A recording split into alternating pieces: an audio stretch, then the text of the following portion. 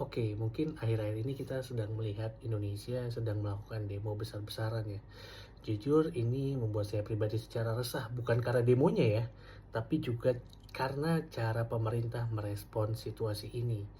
Oke, ini yang saya tahu ya terkait latar belakang demonya. Awalnya keresahan ini tuh muncul dari isu kenaikan gaji dan tunjangan DPR. Padahal kita tahu kondisi Indonesia itu sedang krisis. Ditambah lagi dengan pernyataan pejabat-pejabat yang terkesan meremehkan rakyatnya sendiri, eh, ini membuat masyarakat ini tuh bukan hal sepele ya. Ini akumulasi dari kekecewaan yang lama sudah dipendam melihat DPR, aparat, bahkan TNI Polri sering dianggap tidak mampu untuk menjalankan tugas dengan baik.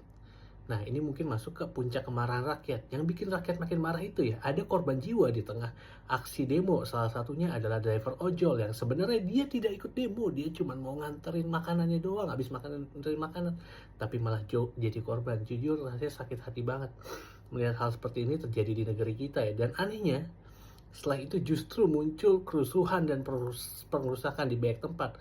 Rasanya itu seperti ada skenario yang dibuat supaya demo terlihat rusuh, sehingga pemerintah punya alasan untuk bertindak lebih keras. Padahal kalau demo organik, yang pure ya dari masyarakat itu tujuannya jelas menyuarakan aspirasi rakyat, bukan bikin kerusakan. Oke, ini kekecewaan terhadap pemerintah ya. Yang bikin kecewa lagi, respon pemerintah itu justru seolah menutup mata. Gak ada permintaan maaf, gak ada evaluasi serius, yang ada hanya press conference, janji santunan, atau sekedar gimmick politik. Bahkan Presiden sempat mengizinkan adanya tindakan represif dengan peluru. Dan mungkin kalau kita lihat berita sekarang ya, korban-korbannya itu makin banyak. Dan media disuruh tutup kamera, nggak boleh ngeliput sama sekali. This very strange. Padahal kalau dipikir-pikir ya, masalah itu sederhana. Dengarkan rakyat, evaluasi pejabat yang tidak layak, lalu lakukan perubahan nyata. Tapi kok yang dilakukan malah sebaliknya ya, kayak berat banget gitu loh bertindak benar sesuai dengan aturan yang udah ada.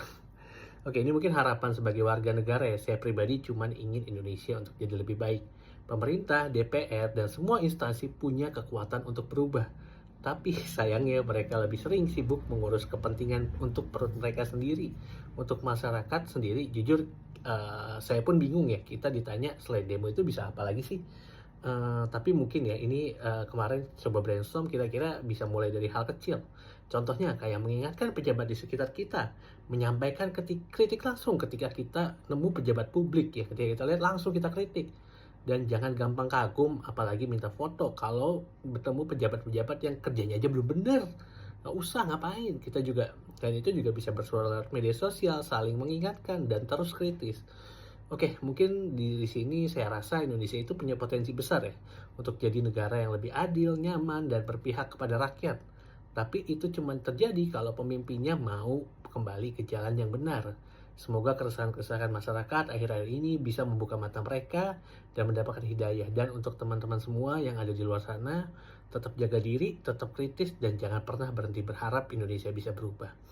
Saya rasa kita bisa ada harapannya walaupun butuh waktu lama, nggak apa-apa. Yang penting diri kita mulai aware dan mulai kritis terhadap hal ini. Dadah.